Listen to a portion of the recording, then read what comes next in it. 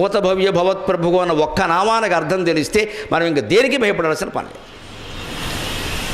పైగా ఈ కాలం ఎంత మిథ్యో భీష్ముడు కాల ప్రకారం జరుగుతున్నాడు. కాలం మిథ్య గమనించండి. ఇప్పుడు ఈ క్షణం ఇక్కడ నిరూపించుకుందాం కాలం మధ్య అని. కాలం మూడు రకాలు: భూతకాలం, వర్తమాన కాలం, భవిష్యత్ కాలం. ఇంతకు మించిన కాలం లేదు. ఉంటే పోయే కాలం ఒకటే, ఇంకెక్కడా లేదు కదా. ఆ కాలం మిథ్య. ఎందుకని భూతకాలం ఎక్కడుంది చూపించండి. నేను మొదలెట్టి గంట పైన దాటింది, వెళ్ళిపోయిందండి. లేదు. ఇక్కడ ఎక్కడుంది భూతకాలం? నీ మనస్సులో ఉంది, లేదు. భవిష్యత్ కాలం ఇంకా రాలేదండి.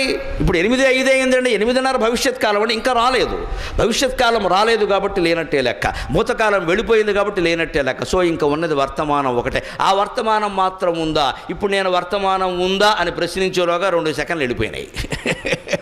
That is going on, going on, going on. ఒక మహాప్రవాహంలాగా కాలం వెళ్ళిపోతుంటే మనం భూతకాలం, భవిష్యత్ కాలం, వర్తమాన కాలం ఎలా అంటామండి? కాలం మిథ్య, ప్రదేశం మిథ్య, పరిస్థితులు మిథ్య. ఈ 3 డైమెన్షన్స్ మీదే ప్రపంచం ఏర్పడింది కాబట్టి బ్రహ్మ సత్యం, జగన్ మిథ్య, అంతే లెక్క. ప్రపంచం ఏర్పడిందే ప్రదేశము, కాలము, పరిస్థితులు. కాలమాన పరిస్థితులు అంటారు. కాలం అంటే టైం, మానం అంటే ప్రదేశం, కొలత, పరిస్థితులు అంటే సిచ్యువేషన్స్. కాలము, మానము, పరిస్థితి, ఈ 3ంటిని బట్టే సృష్టి ఏర్పడిందయ్యా అన్నారు. ఇదే సృష్టి రహస్యం విష్ణు సహస్రంలో. ఆ కాలం మిథ్య. ఎందుకంటే వర్తమానం, గతం వెళ్ళిపోయింది, నువ్వేం చేయలేవు. భవిష్యత్తు ఇంకా రాలేదు, నువ్వు ఆలోచించే ఉపయోగం లేదు. వర్తమానం ఉంటుంది అనుకుంటున్నావు, భ్రమ వెళ్ళిపోతుంది. ఇప్పుడు నేను మళ్ళీ మాట్లాడేలోగా ఇంకో నిమిషం వెళ్ళిపోయింది. అంచేది ఈ వెళ్ళిపోతున్న మహాప్రవాహంలో ఒక సముద్రం ప్రవహిస్తూ ఉంటే మీరు ఇది ఆ నీళ్లు, ఇది ఈ నీళ్ళు అంటే కుదురుతుందా?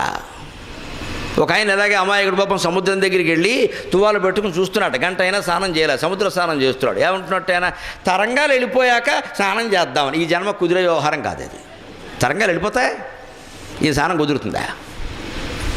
ఎప్పుడు మీరు ఏ నదిలో స్నానం చేయండి, ఒకసారి మునిగని నెలలో మళ్ళీ మునగం కదండి.